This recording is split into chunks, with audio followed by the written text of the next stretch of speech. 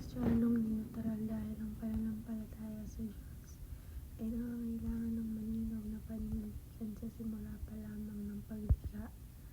Pinakita na ng Diyos ang kanyang kapangyarihan at layunin para sa tao. Sa Genesis chapter 1 verse 1, sinabi na ng pasimula ay nilikha ng Diyos ang langit at lupa, na nagpapakita na may tiyak na pinagmulan ang lahat ng bagay mula sa Diyos.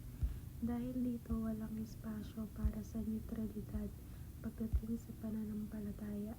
Kinikilala mo ang Diyos bilang manlilikha o hindi.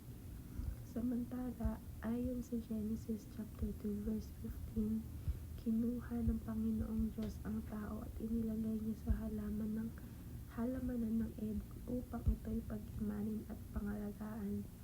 Pinapakita nito na ang tao ay may responsibilidad na sumunod sa Diyos at hindi nilikha para sa kawalan ng paninindigan, kundi upang gampanan ng kanyang layunin.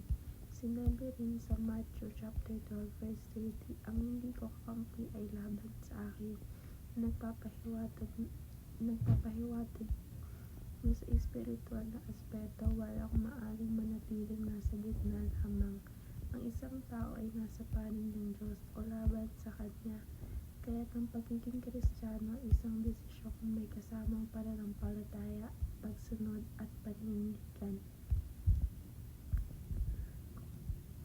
Walang puwang neutralidad pagdating sa pananampalataya sa Diyos dahil hinihingi ng kanyang katotohanan ang malinaw na paninindigan. Sa Genesis chapter 1 verse 1, nang pasimula ay nilikha ng Diyos ang langit at lupa. Ipinakita na ang lahat ng bagay ay may tiyak na pinagmulan mula sa Diyos at walang lugar para hindi pagkilala rito. Ang tao ay nilikha na may layunin.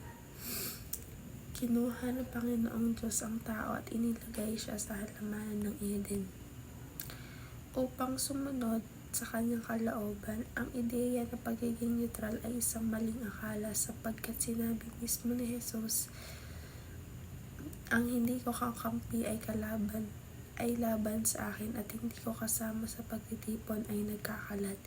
Pinapakita nito na walang gitnang posisyon sa harap ng Diyos. Ang isang tao ay nasa kanyang panig o laban sa Kanya. Ang pagsisikap na manatiling neutral ay isang pahayag ng pagtanggi sa Diyos, sapagkat ang hindi pagbibigay ng lubos na katapatan sa Kanya ay pagsusuporta sa kabaliktaran.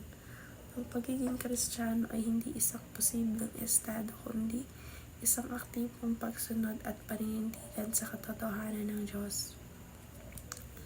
Ang paglilingkod sa kaharian ng Diyos ay isang mahalagang bahagi ng pananampalataya na hindi maaaring paghiwalayin mula sa ating buhay bilang mga Kristiyano. Mula sa simula, itinakda ng Diyos ang tao upang maging katuwang niya sa kanyang gawain. Sinabi na kinuha ng Panginoon Diyos ang tao at inilagay niya sa halamanan ng Eden. Pinapakita nito na ang tao ay may pananagutan sa mundo at may tungkuling sumunod sa utos ng Diyos bilang mga tagasunod ni Kristo. Tinatawag tayo hindi lamang upang maniwala kundi upang aktibong makibahagi sa kanyang gawain.